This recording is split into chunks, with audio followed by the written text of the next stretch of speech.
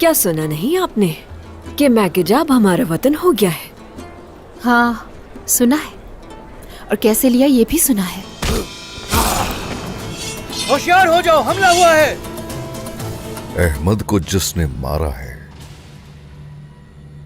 काजी को भी उसी ने मारा है। आंखें बंद नहीं है मेरी।